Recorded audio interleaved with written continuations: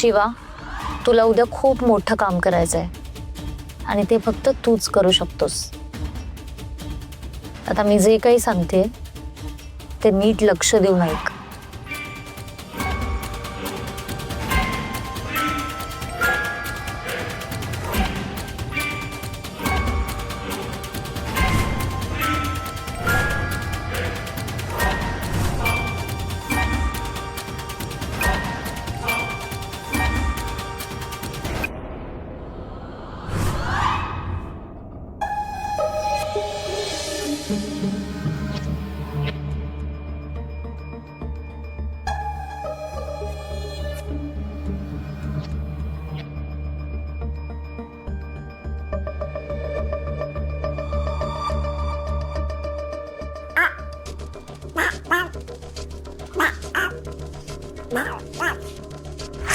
चेटकोबा,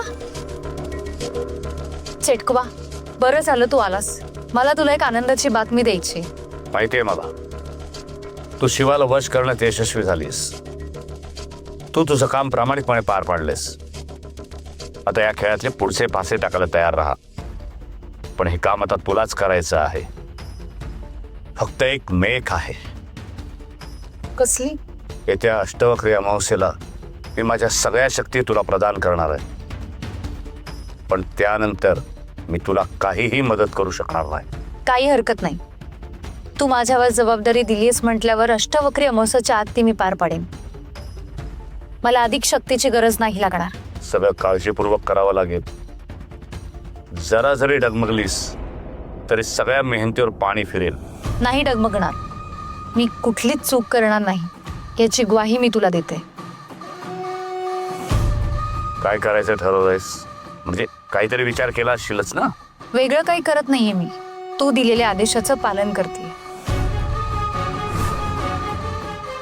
वार न करताच हळूहळू गळा चेपते. त्या दोघांमध्ये फूट पडायला आरंभ झालाय. खूप प्रेम करतात ना दोघं एकमेकांवर.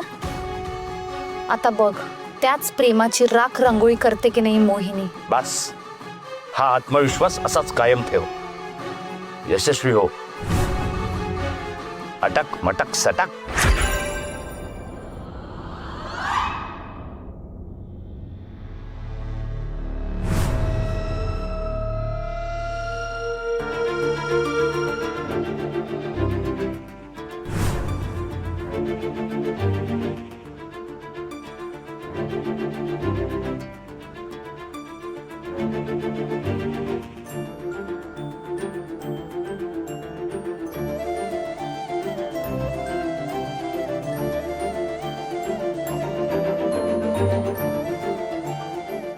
अरे शक्ती,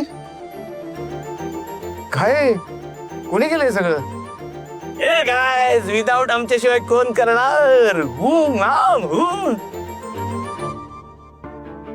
अख्ख्या गुहेचं रूपणच बदलून टाकलंय आम्ही. यस, खरंच रे, मस्त केलंय तुम्ही. एकदम मस्त सेट केलंय सगळं. खूप छान दिसतंय. बरं, आणखी एक काम करायचं. तो बाहेर जो टेबल आहे ना,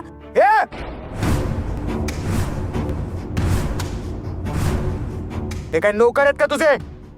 ऑर्डर सोडतेस? स्वतःची कामं स्वतः कर.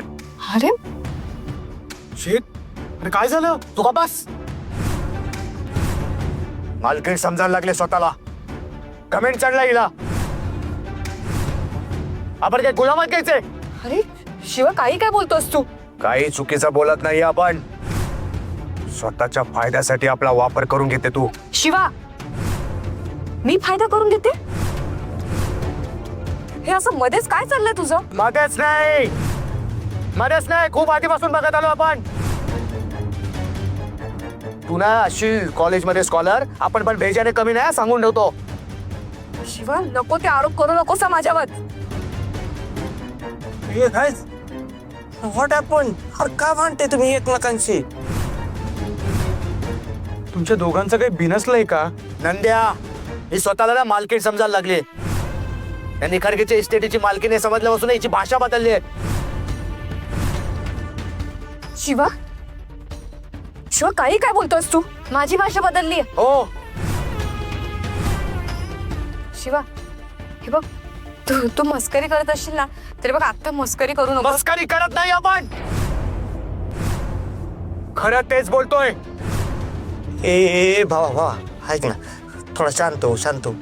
अरे उगाच नको ना गैरसमज करू. अरे शक्ती मॅडम तशा नाही आहेत. हो ना, आणि तुमच्यात जे काही छोटे मोठे वाद आहेत ते तर ताणू नका. अरे नंद्या बोलते ते बरोबर आहे. जिथं जिथं प्रेम आलं ना तिथं तिथं भांडणं आली. हे समजच ते ठाऊक आहे. आता आमचंच बघ ना, दुड्याने माझी किती वेळा भांडणं झाली पण आम्ही आमची फ्रेंडशिप तोडली का? हे केस काप्या घुबड्या, तुझ्यापेक्षा ना जास्त श्रद्धुडी माझ्याशी भांडते.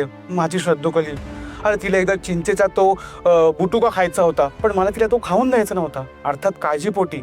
आणि एकदा तो हट्टच धरला की मला रिक्षारीच जायचं, तुझ्यासोबत गाडीवर डबल सीट येणार नाही म्हणून. नंतर तर काय चप्पल काढून दाखवली.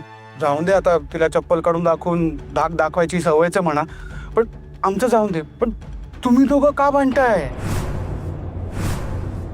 हे नंद्या, मला काय वाटतं माहितीये का, हे दोघं आपापसात भांडून प्रेम वाढवायचा प्रयत्न करतायत.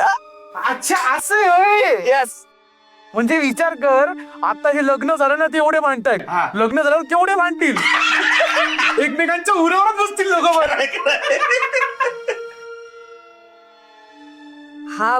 हा असा भांडणार असेल ना तर मी याच्याशी लग्नच नाही करणार. आपण पण गुडघ्याला बाशिंग बांधून उभा नाही आहेत.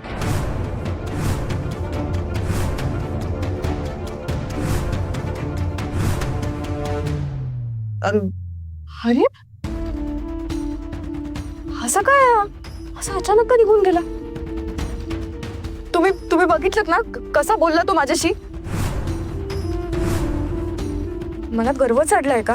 नाही अहो शक्ती मॅडम, तुम्ही ना का उगाच मनाला लावून घेऊ. तो जोकिंग मध्ये बोलून गेला असेल, मस्करी केली असेल त्याने तुमची. आणि शक्ती मॅडम तुमच्याशिवाय त्याचं पानही हलत नाही.